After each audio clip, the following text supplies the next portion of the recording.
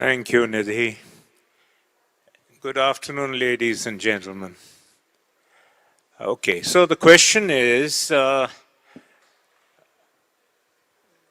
presuming, I'm just sort of trying to repeat it, that it is success in flexible packaging, what to do. And I'm going back on my experience of 40 years. The, the biggest factor, which even today is the single biggest factor, this factor was true 40 years ago. In a way, I'm sorry to say it's become even more important today. Why I'm saying sorry to say is that we haven't literally improved on this, which we desperately need to do, which is people in flexible packaging companies. The people are the single most important factor. I have struggled to explain to even the young people today who are senior people, some of them are called CEOs, etc., that don't you realize that it is people, your people, who do everything? You as the CEO can't do much. I mean, you can if you're just a single machine company, small company, but if you've got 30 machines running over 10 factories or 40 machines over 10 factories, it is your people who do everything. So everything good which happens in a company. First and foremost, industry has to do it. It's not a question of can we do it or not. It's a question of when. And I do not want to take too much time on that particular issue because following my this session, our CEO is going to deliver a specific lecture on the new structure which we have developed and which is sort of patented design, first time in the world for the by a machine manufacturer, a film structure.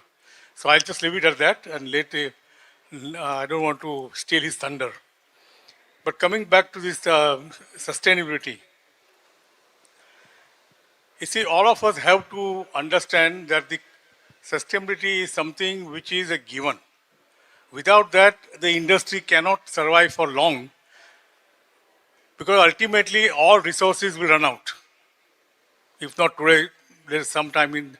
So before that happens, we have to learn to reuse and recycle and reuse the resources as much as the nature does, as this our earlier presentation said about the nature giving a lot of solutions. Nature has already given us a solution. That it goes the waste gets new fruit and new packaging and everything. We have to learn the same thing. We have to do intelligently, and that also brings me to the point of the other, this Pack the Trust campaign. Brilliant idea. And when some of the earlier speakers today talked about doing more in the policymakers, okay, industry should do more about creating awareness and all that. Can we also have a campaign like not the Pack the Trust, but Bag the Waste, for example, just the way, so that the waste is actually collected at the source where it is generated rather than... Initially, and I'll take the cue from Suresh ji, initially I was very busy with, I'm talking about my India first days, very busy with growing the company, making more products, reaching out to more customers, etc. So there was, although we had a very close-knit group, but the fact is, I personally, as the MD and CEO, did not pay that much focus on people. But so that is failure number one. Failure number two is more funny. You see, we needed to put a machine, so we bought a Rotomec machine, 6 color. At that time, we required only 6 color. Later on, I had to stop that machine, add a seventh unit. Later on, I had to stop that machine and add an eighth unit. That ultimate cost of stoppages and lost production and additional cost of machinery was more than if I had initially bought an 8-color machine.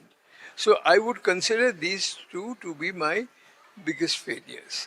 My success, I think, and I feel happy about that, is number one.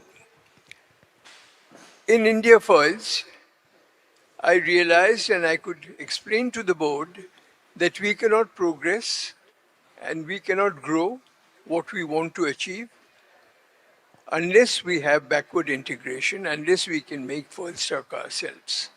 And that time the foil stock was produced using hot mill, scalping, a very expensive process, extremely expensive process and huge capacity. There was not so much forecasted demand for that also.